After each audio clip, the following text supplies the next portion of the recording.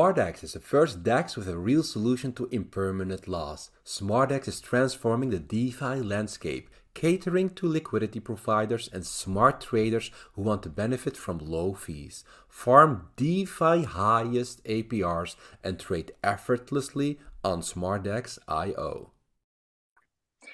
Welcome. It is Adrian Zuncha CryptoBurb talking to you straight from this beautiful virtual office that we have over here at the Burbiness, right? And today we are joined by this special person because it's the first time ever that we're hosting this type of beautiful AMA session where you're going to be able to hear answers to a lot of frequently asked questions and more. And we are joined also by the co-host who's going to be interchangeably run the meeting with me, run this beautiful session. His name is Jimmy. You know him very well from Twitter because he's your NLP psychology coach, and he's been doing that for years by discovering the really techniques of the behavioral techniques of behind the psychological side of the market.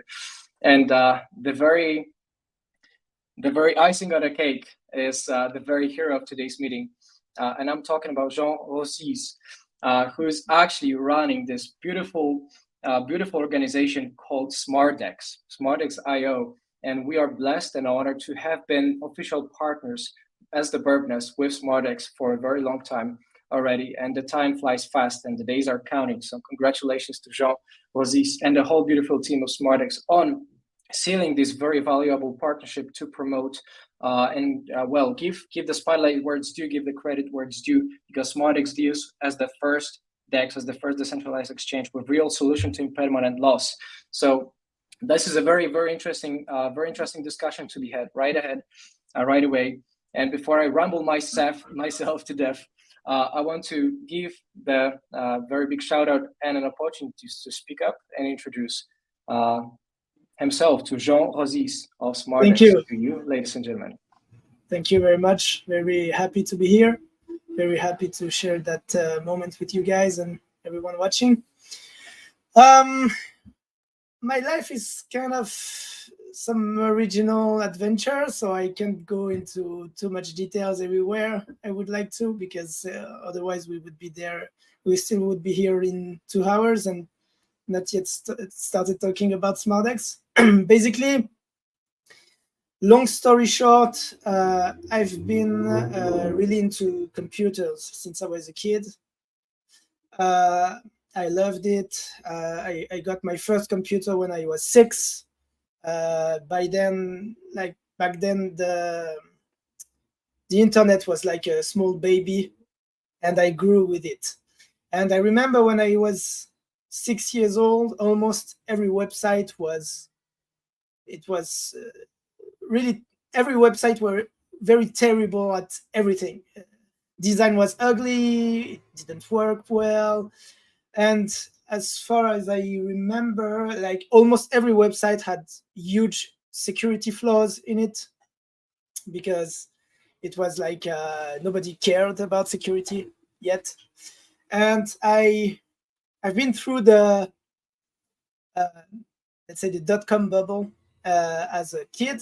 I saw everything going on and quickly started to be interested by hacking. So started cracking things and doing a lot of things like that.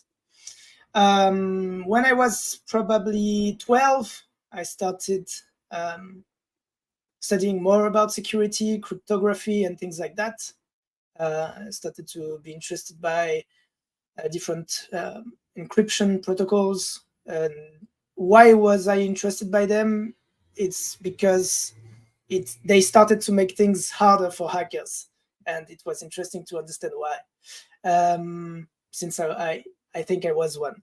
By the time I was 15, I would say I started hacking a lot of big infrastructures. I won't name them, but long story short, I started to get into troubles because I started doing things I shouldn't. As a stupid teenager, I didn't see any risk with it. And that's where the first, let's say, problem happened. It's that my action got me into different troubles. I have friends that got arrested and things like that. So that started to make me think, am I really doing something good here? And started to think more about ethical hacking and things like that. And I created my first security company in computer science I was like 16 or 17. I got invited by different infrastructures. I actually became a new kind of hacker, gentle and ethical and fair one, and started to work with. I joined the light side. I was in the dark side and started switching to the other side. Fun fact: at that time, I started learning about different things that really had me passionate. And one of these things was Bitcoin. I got paid in Bitcoin. The first time I received Bitcoin, they were worth like 80 cents a coin. I didn't have any idea how huge that would become. For me, it was just a funny project for geeks.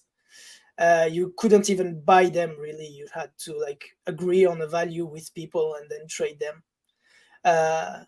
And I sold them all at $100 more, and I made the trade of the century.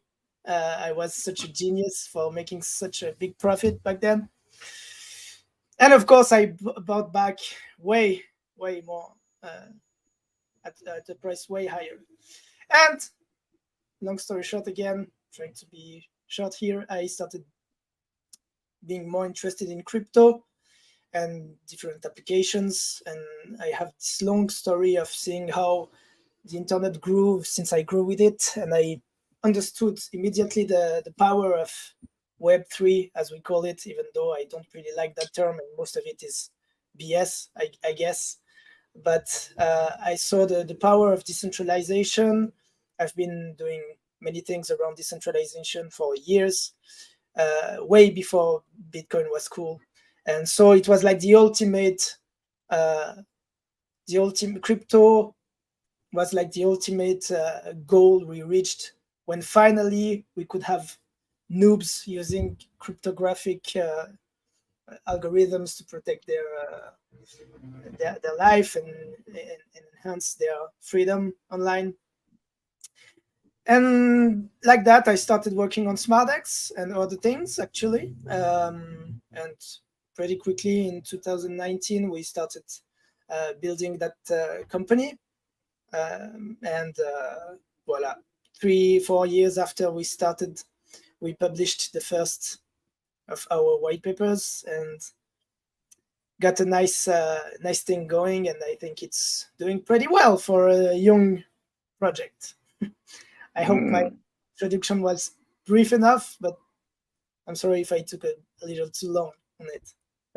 It's good, man. It's always good to hear a legend like yourself speak about the story, right? What I've noticed over the year, I might be wrong, what I've noticed over the years, basically that people love listening to such inspiring stories like yours, right? Because it helps them get and find motivation basically that they need. And maybe some of those people, some of our viewers and listeners are going to be able to help and support SmarDex as well, because that's definitely the right choice, right? And we're not only saying that because we are, of course, in an official partnership, and we're honored and truly pleased to be sharing the good word. It's actually something that we very much endorse on the qualitative side, right? So I think within the current industry, it's still so difficult to tell, who's who and what is what, and to kind of weed out the projects, the exchanges. There are just the cash grabs, and that were many of those in the past, right? They would just I tried a couple of days ago. I tried to log into all my exchanges to change the passwords, which I do periodically, and I couldn't probably enter half of those because they were just either gone, they were shut down, or they were just a message saying, "Hey, we're closed because of whatever." Right, because of unpredictable circumstances, and that's it, right? So it's very good to see always a very quality oriented exchange, very quality oriented service provider to exactly what people need in the crypto space, right? What people need is fast transactions. What people need is decentralization, more financial freedom, right? I think we are all here because the banks are really much of a burden to us. It was literally right before the call. I was on a call with banks trying to unblock my card accounts, right? Because they blocked me. They blocked me once every time in a while, and it just sucks. And we are here for a good reason. And use the case study of SmarDex, I think, to show to the people that there is light at the end of the tunnel. And with people like Jean Rossis, basically, we may actually find a reliable exchange provider, right? The decentralized exchange provider. Yeah. So that's the goal. Yeah. So speaking of those, hacks you brought, of course, very, I think, much of a picture of a hero for yourself, right? As an ethical hacker. So that's something that is a very, big material for a documentary movie. How does SmarDex actually just approach the safety protocols? Could you tell us a little bit more about that? Yeah, sure. So, of course, I've been security was always my first and biggest concern. When you see what happens in DeFi and how it's daily you have hacks and people getting stolen of all their funds and things like that. So, of course, the first goal was to avoid at all cost that it would happen on SmarDex anytime, because you really don't want people to lose trust.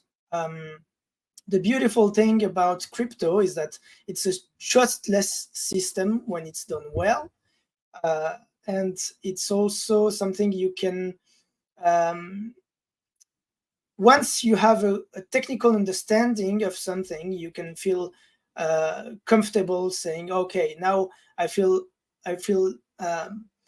secure and confident about that product, and I can use it regularly without being afraid of losing my funds, right? Of course, there are best practices you have to follow, and I wanted to have that feeling with SmarDex, because if you don't have that feeling, you have no reason to use a product. And we all saw there was a hack yesterday. Still not sure that was a hack, but and people react oh yeah, we will airdrop new tokens to you and things like that, and pretend like everyone will go back to normal, right? We saw that also with Luna and other things, right? It never works. Why? Because once trust is gone, people fool me once, shame on you. Fool me twice, shame on me, right? So people are not that stupid to go back to you once you told them, yeah, we are secure, and you weren't. And even worse, when you invent imaginary audits that never existed in the first place. So yeah, when I started SmarDex with my partner Eric, one of my first concern every time we were talking about algorithms were attacks. We could have made things different, even better on some points, but sacrificing security. So it's always about finding the right spot where you want to be, and do not trade security for convenience. That's basically what centralized exchange do, and we see with FTX and others how it plays out, right? So I approach that like this, and that's why we have the two best audit companies that audited our code. One is Trail of Bits, which created both most widely used softwares in blockchain security that almost every other auditing company uses. They are not as popular as some other big audit companies that have big marketing budgets like Certic, but that absolutely suck at security, and that have their audited project hacked once a week. And of course, Paladin, which we love because both of these have a very complementary approach.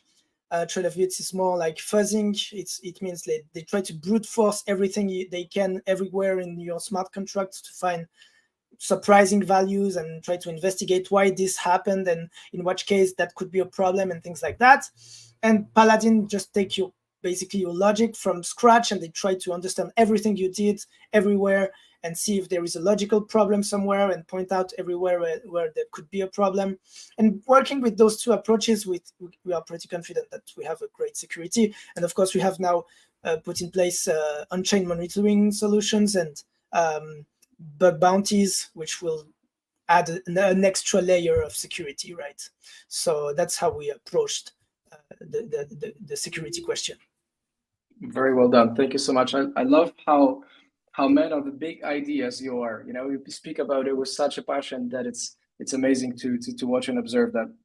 And we have a couple of very good questions down the road, down the lineup here. So speaking of DeFi, right, and onboarding institutions, I'm gonna actually pass over the mic to Jimmy, who is a much better person to ask this question. Right? He's much more knowledgeable on the utility side of DeFi than I am. So I'll just shut up. Is what I'm doing my best and pass on to Jimmy. Thank you. Thanks, Adrian, and thank you for putting so much pressure on my shoulder. Appreciate it. Well, John, I also like fully understand that this space could be really like a wild space. Like every day, there's basically like a new exploit, a new rug, and I use SmarDex myself, right? I'm very transparent with that. I pulled some Ethereum and SDEX. And whenever I use a protocol for swapping or for, let's say, example, pooling money staking or staking the LP tokens or adding liquidity, checking when the protocol was recently audited is for me really important. So this actually also begs a little bit the question is, how often should a DEX or a protocol, how often should it be audited? I'm coming from a Ernst & Young background. So for example, like for financial audit, like every year, if you have a public, if your company meets some certain criteria, you need to do like financial audits year in, year out. Is this maybe something that maybe DEXs should also follow to just like I would say the risk? I would say yes and no. It depends on how often you upgrade and change things around your protocol. I think when an audit is well done and it's been done in depth, and there is no upgrade of, let's say, the environment in which the code evolves and is used, you shouldn't need to have regular audits, right? The problem is most protocols, they start adding things and they should always audit them before they publish them and audit them before they push new releases and new updates. And that's, of course, what we do at SmarDex. So, for example, we had the first audit of with Trail of Bits on the whole structure, and then we went multi-chain. So at that moment, we had to make sure that everything worked on the multi-chain, right? And we took a lot of time with Paladin to actually go over everything over and over again until we made sure everything was perfect. And then we went multi-chain, right? And for months, we had people say, oh, why does it take so long to audit with Paladin and things like that, right? And the answer is because we take security seriously, right? So if you have projects that publish quickly and update frequently, and they all have these very weird short audits with companies that nobody really respect or really take seriously in the security industry, you shouldn't. I mean, it's even sometimes a reverse indicator, right? So when we have a project that is audited by one of these companies, basically you can be sure that they will be hacked soon, because it means they didn't care about security, right? So you can be certain that some security flaws are there and they are not found yet. When you see what happened, for example, with Curve lately, that's amazing that it didn't work. People have raised doubts about let's say, the environment they were using. I won't name names because they already took a lot of heat. But for 2 years already, right? And one of these were Trail of Bits, by the way, and maybe even Paladin expressed some concern. Those two firms we work with, right? And nobody took it seriously, right? Because 2 years, okay, it's an old news, and actually it didn't pose any problem for now since then. So why would it pose a problem in the future, right? Well, that's the worst way of thinking, right? Because the probably people think. I actually was talking about it with my partner a few days ago. People think that as time goes by, the probability of getting hacked decreases, because if you didn't get hacked like for 2 years, it means there is no security flaw, right? Well, it's the opposite. The more time goes by, the more the probability of getting hacked increases, because you have new things going on, and some of them which you don't see coming, and that's why we have a very dedicated focus on that. Now, bug bounties are regular audits, so soon people that follow us and our users and the world will discover that we will be offering one of the biggest bug bounties on the planet in crypto, way bigger than even huge projects. Why? Because we really want people to be trying to attack us and try to see if there are flaws. And this has to be ongoing, right? Because if there is no really big incentive for hackers to attack your protocol, you will sleep on that, and then one day your users will be stolen from everything they have, and you will be the responsible, right? So we don't want to be in that position. So yeah, basically that's it. I don't think you should be auditing every time you do, for as long as you don't update or do anything, but every time you do an update, of course, you should have a new audit on that new part of the code, right? Yeah, security and everything. That's the right approach, and always keep the eyes open. So you have heard that, listeners. If I were you, I would take a course, become a ethical hacker, and maybe you can win something of the bounties. So there's also back the question, if there's also more security, and this is another question from one of our members, is how can we onboard institutions, and or is DeFi maybe only for retail people, just the normal people like you and me, or is this now also suitable for maybe the more bigger players? Yeah, that's a tough question, because institutions will try everything they can to get rid of competition, right? And we saw that as a company when we started back in 2019 to work on that project. We had frozen funds in different Swiss banks. We had trouble everywhere. People were trying to shut us down for everything they could, right? We had to fight with banks to get the money back, and they did everything they could to make us pay more and make slow down and things like that. And it was amazing to see that, because there was a coalition of banks against us. And I'm not kidding. When you were working with banks and you just had the word crypto in your company, you pretty much were financially dead. And we had to do a lot of different things and change the goals of our company, change the name of our company, change many different things just to have a bank account, right? And now, funnily enough, we start working with Swiss banks. We have Swiss banks starting to contact us, asking questions. We're starting to have corporate accounts offers and things like that, because now the wind is shifting and banks want their part of the cake, right? So they will just do whatever they can to grief and try to not be left behind, right? So you will see them trying to create their own decentralized platforms and things like that. And I really, really think that banks won't exist in 20 years. I'm actually very confident about it, at least not in the sense we know them today, right? And most people say, "Oh, how can you say that? It's so big and they have so much money and things like that." Well, think about the pre-internet world.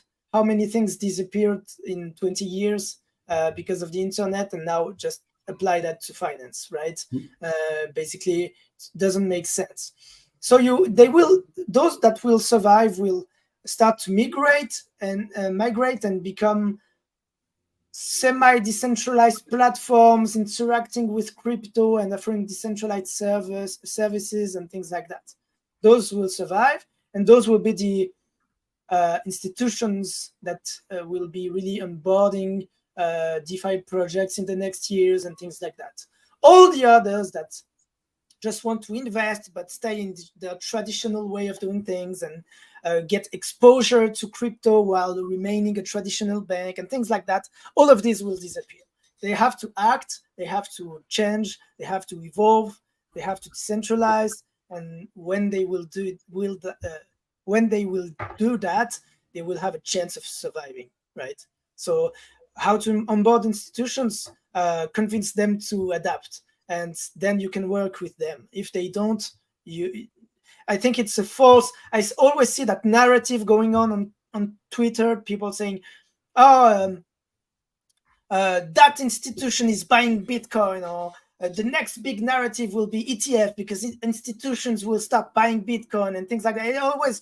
And it's very funny because you have all these crypto guys that are all about freedom and anarchy and decentralization and everything, but they want institutions and centralized and governments and things like that to go in because it will pump their backs, right? And it's absolutely insane to have this schizophrenia ongoing, right? So the truth is, the institutions that will start to get exposure to crypto in an open way and in a smart way, they will be absorbed by crypto and they will become part of crypto, because those that don't won't survive and they won't be there in 20 years. So it's not about getting institutions in crypto in the sense that they will have to get exposure. It's about getting institutions in crypto in the sense that we will absorb them and we will have at the end of the road this huge ecosystem with every big player interacting, and hopefully, and we really think we will, Smadex would be part of it. Definitely, because I've been following you guys for a quite long time. What I witnessed was a lot of milestones and achievements, building their own bridge, going multi-chain, increasing total value locked, a strong community, and so forth and so on. I think like SmarDex is now ranked in the top 300 on CoinMarketCap. Yes. This is also like a question from one of the people on Twitter is, what will SmarDex do to make sure to enter the top 200? Yeah, so the only thing I can say about it is that people actually just see SmarDex as a DEX. And SmarDex, okay, has the name DEX in the name, right? And the idea is, as a LP, you have a DEX that protects your assets, and that somehow is smarter than other DEXs. And you can see that we outperform 100% of other DEX. There is no better DEX on the planet. I'm sorry to say that. You don't have to trust me. You can verify on our website, on-chain. And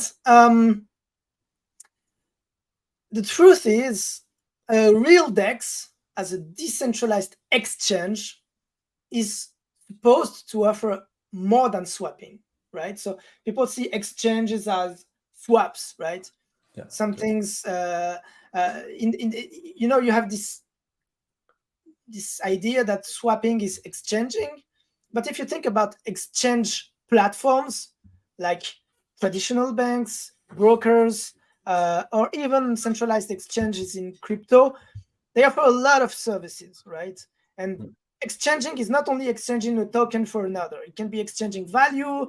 It can be gaining exposure to leverage. It can be having, I mean, it can be many things, from stable coins to many different financial services. And that's the end goal of SmarDex. We have, I would say, and I will be very biased here, but I think one of, if not the best team on the planet. We hire the best of the best. We hire maybe 0.5% of people that want to work with us, and one in 200 candidates, I would say. And our team already tripled or quadrupled, right, in let's say less than 6 months, right? And if you only could see what's happening in the offices when everyone is talking, and how many ideas we have a minute, and how amazing everything we are doing is, I mean, you would just understand how big SmarDex is gonna be. So I'm not afraid at all about SmarDex, because I would say as an investor, some people would think, oh, SmarDex could be overpriced right now. Yeah, we have already a multi-dozen millions dollars market cap, and we're so young, right? And people could say, how is that so high so quickly, right? And I would say, just like you saw people like investing on Tesla, and everyone calling for a bubble, and everyone saying it would explode, and same with Amazon and things like that. I think we have smart money having a look at SmarDex, knowing that things are being built in the backstage, and they are betting on that, right? They are not betting on what you see right now on smardex.io. They are betting on the future, right? And they know that the potential is there. They can probably see the quality of our white paper, and the swapping algorithm and the liquidity algorithm, and know how revolutionary the idea is. And actually, we are on the 0.01% of the most read white papers in finance on academia.edu. And all of this is just a sign of something of quality, right? And we hire from the best. So, I mean, when you go in our offices, you have big offices with a good with teams working and talking, and you have all this creativity going on. And most projects out there are just like two random devs behind their computers, outsourcing half of the work to Fiverr and pretending like they are going to change the world, right? Yeah. And then they are pumped by different influencers and things like that dump on the retail, and that's the absolute opposite of what we do. So fundamentals are higher than people realize, and the future is bright for SmarDex. So I think top 200 will just be the logical continuation of the path forward. Only smart moves from SmarDex, right? Exactly. Yeah. I think that's a really smart move, like investing in the team, and simultaneously doing other stuff. So one of the question I also have here is there anything that can be informed at this stage about the community rewards? All I can say is that the community rewards are incentives that we put on the sidelines for our community, so that they will want to use our new features, right? So the goal of SmarDex is to become an ecosystem with different things. I won't give you too much on that, but and the idea is that what we as a platform, what we want is user to use our product, right? And to use the product, you want them to have a reason to, right? So of course they could be having a reason to use the product in and of itself because it offers some value that they like, but some others would just see that and say, oh, that's not what I'm looking for right now. Okay, but if I use it, I can earn money actually, right? Just like as a liquidity provider on SmarDex, you earn a lot of rewards, and I know you've been doing nice profits these last few months. Well, the same thing will happen with new features. We want people to say, oh, look, this actually is rewarding to use, and the product actually works. What's the best way to get them to use the product is to pay them for that, right? And in one hand, you will have the actual community that will start using other parts of the SmarDex ecosystem and get rewarded for that. And on the other hand, you will have other people that would say, okay, look, that team did that amazing new feature that was never seen before. Because one thing you should know, and I should say without spoiling too much, is that nothing would be done at SmarDex. Nothing that will be done at SmarDex will have been done before somewhere else, right? Our algorithms are new, and we're not just going to be the other Uniswap, the other Pancake, the other the XYZ, right? We want to be the new thing, not the other thing. And that's the whole philosophy behind the team. So basically, yeah, you want to have users using it and saying, okay, I'm going to try that thing, right? It looked new. Does it work? Does it really do what it says it does? Let me have a try because I'm paid for that, right? And people using it will get rewarded, and it will make the ecosystem grow, right? So I cannot tell too much about the community rewards except that, but what I can say is that it 100% will be distributed to users, nothing for anything else, nothing for marketing or I don't know what. Actually, we don't even have the possibility to do that because the rewards are locked in a smart contract. And the only thing the smart contract can do is to distribute these rewards, right? So at some point, they will start being distributed elsewhere, and people will see. Well, you definitely made us really curious. So we all gonna, follow you on the foot when it comes to progress and how to distribute the community rewards. So in that list of questions, there was also another question.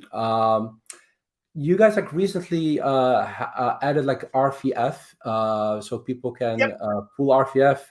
Sorry, I have a bad memory. Like on the Binance chain with Rocket exchanges. Yeah. Rocket So people like the RVF community really appreciated that. Are there any ideas to do something similar with a different?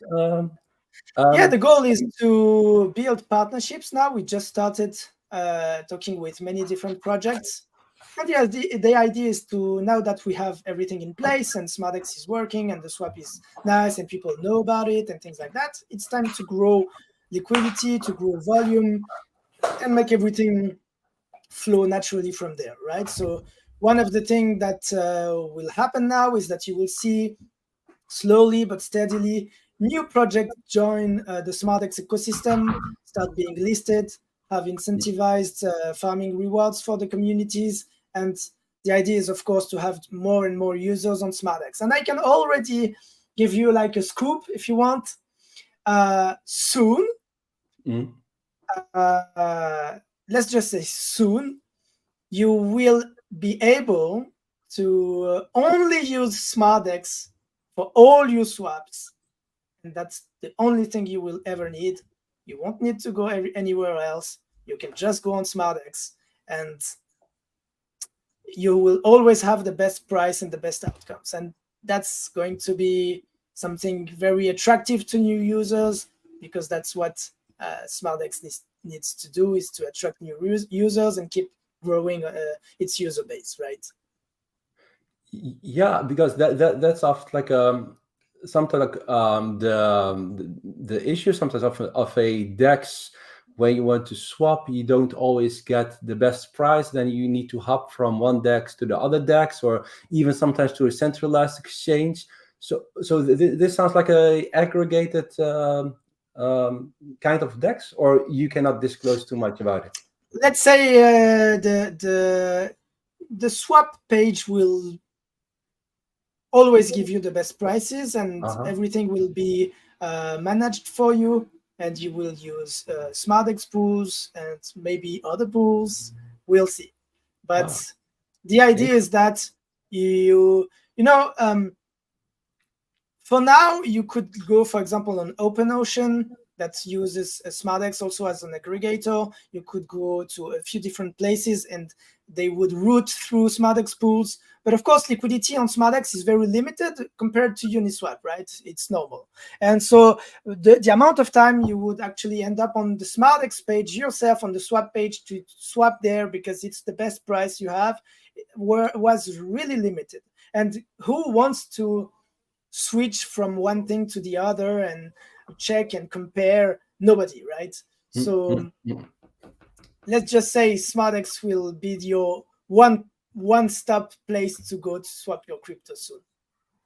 That's good news. By the way, on your question, who's going to check? I do that sometimes, and not gonna lie, sometimes I regret that because it takes a lot of time. So probably it's a bad habit of mine to compare. I mean, we're from the Netherlands, so the Dutch people, they like to compare and to buy the cheapest possible. But it would be great if people have like access to one app or application or protocol where they can get everything what they want.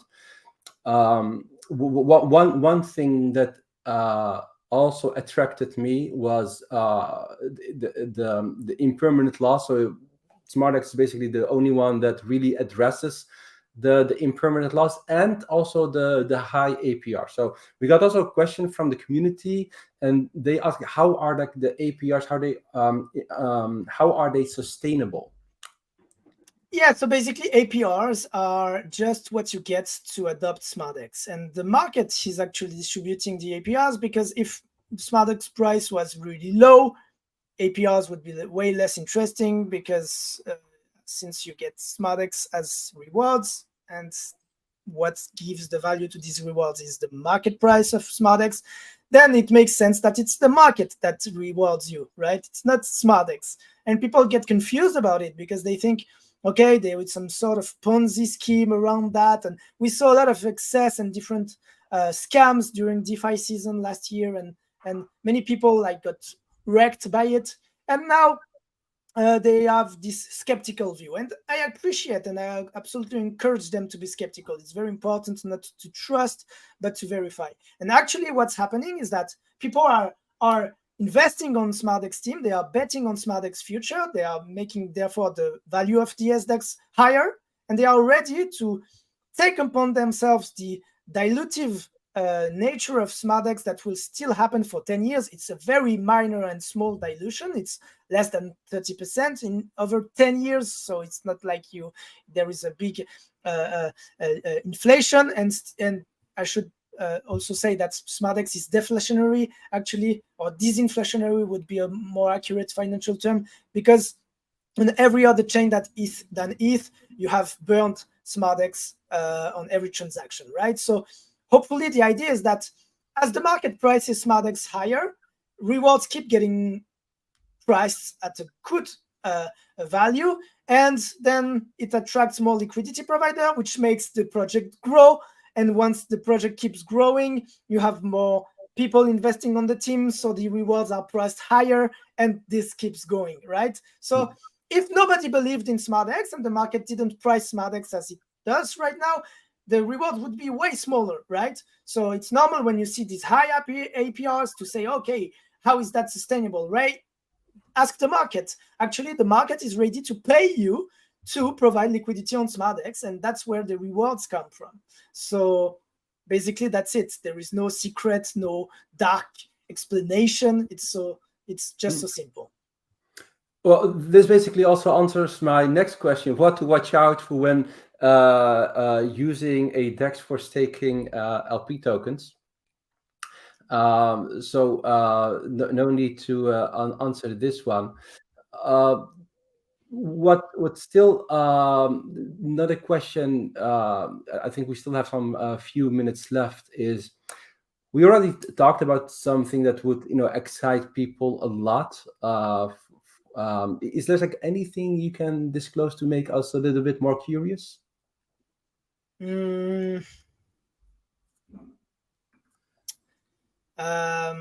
I don't think so. I'm sorry. No. All I can say is people should pay attention to our socials and stay stay attentive to everything, because the goal is to surprise people.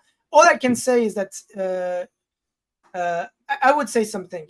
It will happen soon for some things, and other things like major upgrades will take months, because even though they are practically over on the technical side and done, you still have the security side, right? And as we spoke about earlier in the stream, we take security very, very seriously. So everything will be thoroughly audited from every possible side, right? So that's all I can say. But just people should trust the process, right? And they'll see. Yeah, I perfectly agree. This has been a very, very good discussion so far. Of course, I've been listening on the back end side, and I've been wondering, right? Because you mentioned, like, Jimmy has covered so many questions, and you, Jean, covered so many beautiful answers. And I've been wondering, basically, because we are slowly running out of time, what's the best way for the people to find out more about SmarDex? Where can people search for your beautiful project? Yeah, so I would say the first thing is come to our community. The Telegram chat is amazing. Everyone loves talking there. It's like a big family. Everyone is cool and welcoming, and everyone have like these crazy animal profile pics that are done in a SmarDex team by one of our guys, and everyone has different memes going on, and it's a really good place to talk about anything, really, not only about SmarDex, and still be informed and ask questions and things like that. So first thing I would say, join our Telegram. You will find it on for example, the CoinMarketCap page or the smardex.io page, the address of the Telegram. Secondly, I would say, of course, our Twitter. It's very important to follow us there, at SmarDex, easy. And they will have all the news and everything they can learn about SmarDex will be displayed there. And of course, if they want to dig a little, they can go on our doc on the website and scroll through it and browse through it, and everything should be clear and explained there. And for the most technical and mathematical heads, they can go to our white paper, even though many people probably will find it absolutely terrible to read, because it's very complicated with many different formulas, and unless you know math very well, you will probably not get anything. But the most important thing to know about the white paper is that we try to vulgarize it inside of the white paper, and we have a simulator on the website that actually shows physically, like you can click, put values, and click and simulate yourself, and having that visual thing will help you understand how SmarDex work, right? So if the white paper is too horrible for you to read, don't worry, just go on smardex.io/simulator, and basically that's it. So that's gonna be me. That's what I'm gonna do next. Ladies and gentlemen, it's been a beautiful show, beautiful session with Jean Rosis of SmarDex. And I fully endorse and encourage everybody to go ahead and follow our partners at SmarDex IO. Go ahead and check out their simulator. It's been a very, very resourceful discussion that we had, co-hosted by my dear Jimmy. We've been hosting for the past 50 minutes the legend himself, Jean Rosis of SmarDex, who are our official partners. And I want to thank you to everybody for tuning in. This has been a great show, and it's been Adrian Zlunchik talking to you as a host. God bless you. I'll see you around. And best love to my brother in Christ, Jean Rosis. Thanks again. God bless you too. Thank you, guys. Bye-bye. Bye, guys. Love it. Thank you.